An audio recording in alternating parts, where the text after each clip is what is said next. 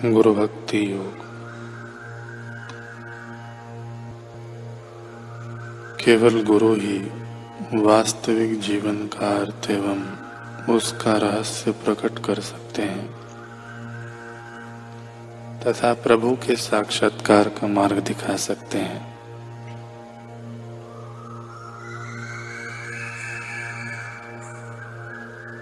केवल गुरु ही शिष्य को साधना का रहस्य बता सकते हैं।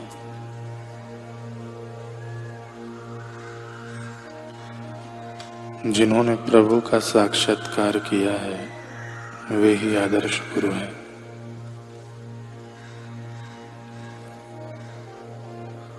ऐसे गुरु मन, वचन और कर्म से पवित्र हैं। ऐसे गुरु अपने मन एवं इंद्रियों पर प्रभुत्व रखते हैं। वे सब शास्त्रों का रहस्य समझते हैं। वे सरल, दयालु, सत्य प्रिय एवं आत्मरामी होते हैं। शिष्य के हृदय के अंतस्थल में सुषुप्त दैवी शक्ति को गुरु जागृत कर सकते हैं।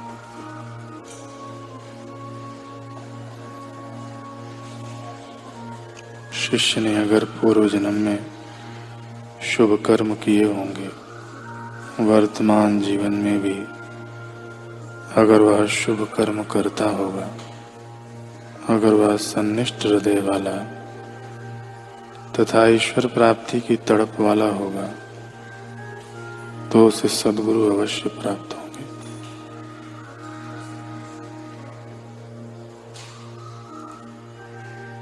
पूज्य श्री ब्रह्मज्ञानी गुरु की महिमा बताते हुए कह रहे हैं कि मेरे मित्र संत थे मस्तराम बाबा। वे साक्षात्कारी पुरुष थे। कुछ साधक उनसे मिलने गए।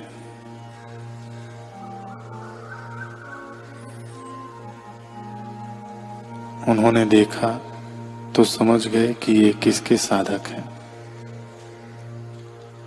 मस्तराम बाबा ने उन साधकों से पूछा कि भगवान कैसे मिलते हैं? अपने आप प्रभु का दर्शन कैसे होता है? साधकों ने कहा, स्वामी जी आप ही बताओ। बाबा ने कहा, यह भी बताने के लिए ही पूछा जा रहा है, यह भी बताने का ही तरीका है। साधकों ने पूछा कि साक्षात्कार कैसे होता है? तो उन्होंने कहा कि भगवान की भक्ति से और सेवा से होता है। साधकों ने पूछा कि कौन से भगवान की भक्ति करें ताकि जल्दी साक्षात्कार हो? बाबा ने कहा, कृष्ण की, राम की, देवी की अथवा और भी जिसका जो भगवान है उसकी भक्ति करे। तब साधकों ने पूछा कि किसी को साक्षात्कार किए हुए महापुरुष मिल जाए तो उसको किसकी भक्ति करनी चाहिए? मस्तराम बाबा ने कहा, जिसको साक्षात्कार हो गया है वह तो शुद्ध चैतन्य हो गया। उसमें कृष्ण की भावना करो तो कृष्ण के दीदार हो सकते हैं। राम की भावना करो तो राम दिख सकते हैं। बुद्ध की भावना करो तो बुद्ध दिख सकते हैं। चोर की भावना करो तो चोर दिख सकता है। और उसमें ब्रह्मा, विष्णु, महेश एक ही साथ दिख सकते हैं, क्योंकि ब्रह्मा, विष्णु, महेश का जो आधार है वही आत्मा है।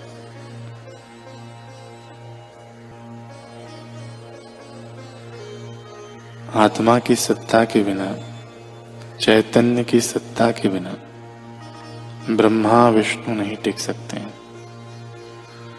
तो जो चैतन्य स्वरूप में स्थिर हो गए हैं, उनका सानिध्य मिल गया, तो फिर किसकी भक्ति करें? फिर भक्ति क्या करनी? जैसा ज्ञानी गुरु आदेश देते हैं उसके अनुसार चलना है बस, फिर हो गई भक्ति। उच्च कोटि के साधक के लिए तो ईश से अधिक गुरु में प्रीति विचार सागर में आता है।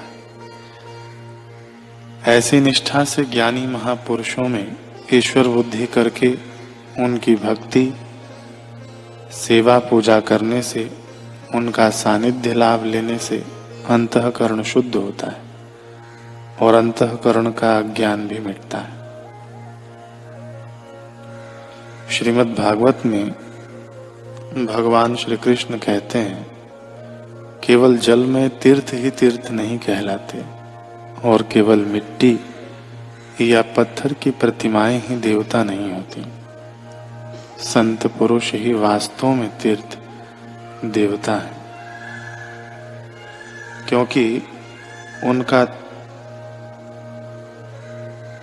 क्योंकि उनका बहुत समय तक सेवन किया जाए तब वे पवित्र करते हैं। यानी तीर्थों का सेवन किया जाए बहुत समय तक तब वे पवित्र करते हैं। परंतु संत पुरुष तो दर्शन मात्र से ही कृतार्थ कर देते हैं।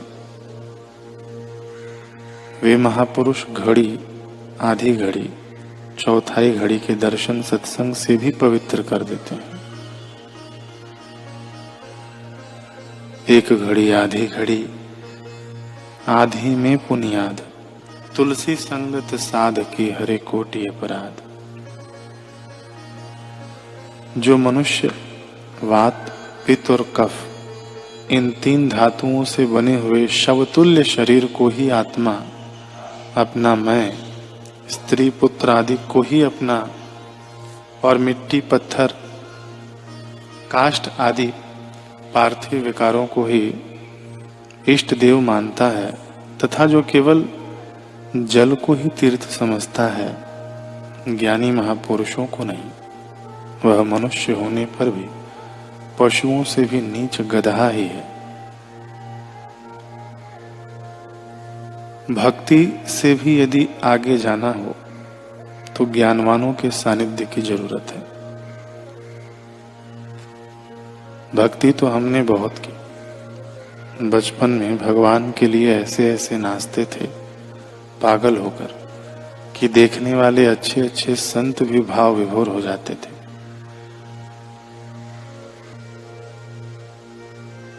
भक्ति तो की, उपासना भी की। भक्ति और उपासना सबका फल यही है कि ज्ञानी का दर्शन हो गया। हमारे सारे पुण्यों का फल यही है कि हमको भगवत पाद लीला शाहजी बापू मिल गए। हमारी जन्म जन्म की भक्ति का फल यही है कि हमको सद्गुरु मिल गए। सत्य का जिन्होंने अनुभव किया है, जो सत्य स्वरूप हो गए। संत कबीर जी कहते हैं कि यह तन विष की वेलरी। जैसा तैसा आदमी तो यह बात स्वीकार भी नहीं कर सकता, सुनने का भी भाग्य नहीं होता। जिसका पुण्य नहीं उसको साक्षात्कार की बात सुनना तो दूर है, तत्ववेताओं का दर्शन भी नहीं हो सकता। जो पापी है ना, घोर पापी है, उनको ज्ञानी का दर्शन भी नहीं हो सकता। जिसको दर्शन होता भी है तो केवल ऊपर ऊपर से उनके शरीर का। और जिनके बहुत पुण्य होते हैं, जितने जितने पुण्य बढ़ते हैं, भक्ति बढ़ती है, योग्यता बढ़ती है, उतना उतना तुम ज्ञानी को पहचान सकते हो। श्री कृष्ण ज्ञानी शिरोमणि थे, अर्जुन साथ में था तो भी पहचान नहीं सका। ज्यों ज्यों अर्जुन का सानिध्य और योग्यता बढ़ती गई, त्यों त्यों अर्जुन पहचानते गए। मेरे गुरुदेव साईं श्री लीला शाहजी महाराज के सानिध्य में भी बहुत लोग थे, जिनकी जितनी जितनी योग्यता थी उतना उतना उन्होंने पचाया और पाया।